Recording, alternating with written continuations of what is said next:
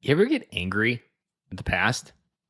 Let's be honest. I think we all get angry at the past. I can't tell you how many times there's times that I get angry for sitting on my butt watching TV and playing Xbox in Okinawa, Japan, when I had 3 years to do anything. Read books. I mean, it was as simple as my life ever was, and all I did was just wait for work to come on Monday. I would go off and see different things, but man, I get super angry then because of how crazy life is when I'm trying to do and grow and all these different things while I have a family. I missed a huge opportunity.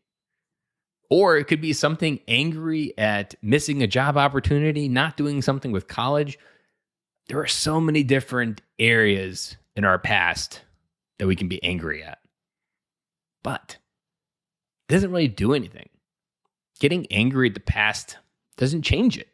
You can yell at the past all you want. You can hold grudges against people from the past all you want, but none of that, zero of it, will allow you to change and see the future any different. And so anger is one of those that a lot of dads don't really have a good example of because maybe our father didn't give us an example of it, or maybe we've just got some issue on the inside that we haven't really acknowledged, and anger is just kind of how it comes out. I've been there. There's times where things just get really heavy, and angry seems like the only emotional answer that you have.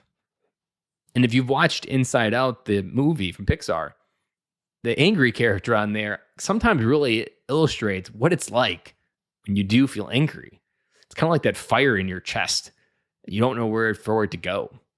A lot of military veterans that I work with describe it as that fire in your chest, and it just comes out. You don't know where, you don't know why, but it just does. But again, it's not really doing anything for the future. And so today, I just want to kind of give you permission to acknowledge that there might actually be something angry there. Because a lot of dads just continue to run on autopilot without ever acknowledging why. Simon Sinek started the book and the revolution of start with why. And there's so many different areas that applies to. And today, we need to apply it to, why am I angry? What really is so bad that keeps me angry? What is really so bad that prevents me from moving forward into the future? What is really so bad that prevents us from really defining something different? When I talk to dads about anger, I think the most helpful thing is just acknowledging where it comes from. I've recently talked to a dad where he was yelling at his son, but he didn't know why. He wasn't even really acknowledging that he was yelling at his son, but he described it as, this is how I talk to my son. And through his story, we learned that his dad was the same way.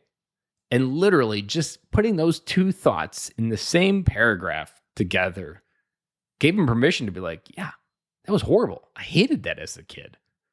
I'm going to choose different. This is one of those examples where we're just repeating the patterns of the past. I think that's the most common thing that comes up when dads are struggling with anger, is we're just repeating the model of behavior that was given to us. Now, it's not good or bad. Our parents did what they did based on what they had and what they knew.